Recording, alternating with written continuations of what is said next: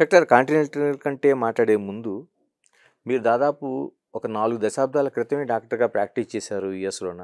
మళ్ళీ బ్యాక్ వచ్చారు. కాంటినెంటల్ పెట్టారు. అప్పట్లో మీరు ఎంబీబీఎస్ పూర్తి చేసినప్పుడు లేకపోతే మాస్టర్స్ చేసినప్పుడు ఒక కార్డియాలజిస్ట్ అవ్వాలని లేకపోతే ఇటువంటి కోర్సెస్ ఉండేవి. ఇప్పుడు ఒక దశాబ్దన్నర 2 దశాబ్దాలుగా మనకి గ్యాస్ట్రోఎంట్రాలజీ ఇంత ఫేమస్ అయింది కానీ ఒకప్పుడు గ్యాస్ట్రోఎంట్రాలజీ అనేది తెలియని పరిస్థితి చాలామందికి. నిజమే. మీరు ఎలా ఊహించారు అసలు ఫస్ట్? చాలా మంచి ప్రశ్న అడిగారు. ఇంతకుముందు కూడా జర్నలిజంలో ఎంతోమంది అడిగారు ఈ క్వశ్చన్. ఇది చెప్తే కొంతమంది నమ్ముతారు, కొంతమంది నమ్మరు. ఓకే, కానీ ఇది నిజం. మీకు ఇంత క్రితం చెప్పినట్టు నాకు సైన్సెస్లో బాగా ఇష్టం ఉండే, అండ్ ఎప్పుడు కూడా ఐ యూస్ టు టాప్. అందులో సైన్సెస్ అనగా మనకు అర్థం చేసుకోవడానికి అందరికీ బయాలజీ అంటాము. ఆ బయాలజీలో బాటనీ, జువాలజీ, తర్వాత ఫిజిక్స్, కెమిస్ట్రీ, ఇవన్నిట్లో కూడా నేను చాలా ఇంట్రెస్ట్తో చదివేవాడిని.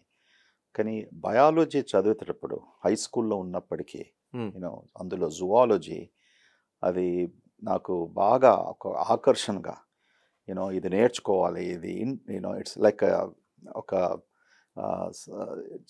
Intriguing factor. ఇంత పెద్దగా జిఐ సిస్టమ్ ఉంటుందా, ఇలాంటి ఫిజియాలజీ ఉంటుందా, ఇన్ని హార్మోన్స్ ఉంటాయా.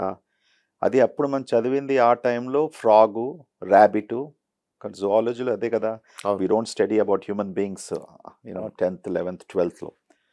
నాకు ఫస్ట్ ఇయర్లోనే వెన్ ఐ జాయిన్డ్ నేను గ్యాస్ట్రోఎంట్రాలజిస్ట్ కావాలనేసి నిర్ణయించుకున్నాను. ఓకే. మా నాన్నగారు నన్ను సర్జన్ కావాలని ఆయనకు చాలా కోరిక ఉండే.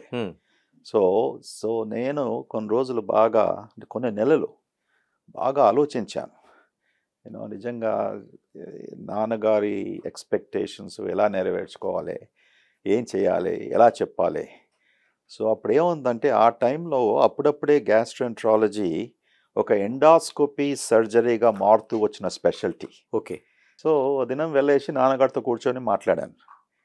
మేము ఎండాస్కోపీ ద్వారా సర్జరీ చేస్తాం నాన్న. సో నాకు మెడిసిన్లో బాగా ఇష్టం ఉంది కనుక ఓకే, నీ కోరిక నెరవేర్స్తాను, నా కోరిక నెరవేర్చుకుంటాను.